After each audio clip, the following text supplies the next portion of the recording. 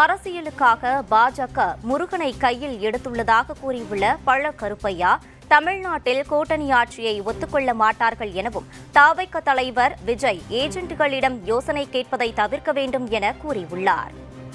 கம்பன் ராமனை பெரிதாக எழுதியதற்கு காரணம் தமிழ் சமூகம் செம்மைப்பட வேண்டும் என்பதற்காகத்தானே தவிர அது வடநாடு தென்னாடு இதெல்லாம். அறிவில் டால்ஸ்டாய் நம்மிடம் வரட்டும், மார்க்ஸ் நம்மிடம் வரட்டும், லெனின் நம்மிடம் வரட்டும், என்ன அதெல்லாம் காந்தி வரட்டும், யாரு எந்த அறிஞர்களும் நம்முடைய நாட்டுக்குள் வருவதனால் நாம் மேம்படுவோம்.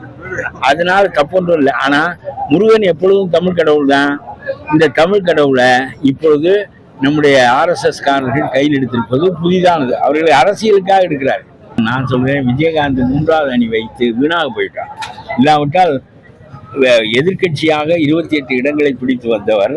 பிறகு ஒரு வைகோ, CPM, CPI, திருமாவளவனை எல்லாம் சேர்த்து கொண்டு 3வது அணி உருவாக்கி 13-14 விழுக்காடு வாக்குகளை பெற்று கடைசியில இவர்கள் ஒரு இடமும் வராமல் போய்விட்டார்கள்.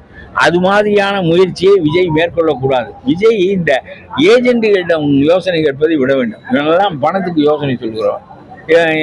அன்புமணியவே முதலமைச்சர் ஆக்குறேன் என்று சொல்லிவிட்டு வந்தவன் இப்பொழுது விஜயை முதலமைச்சர் ஆக்குறேன் என்று சொல்வது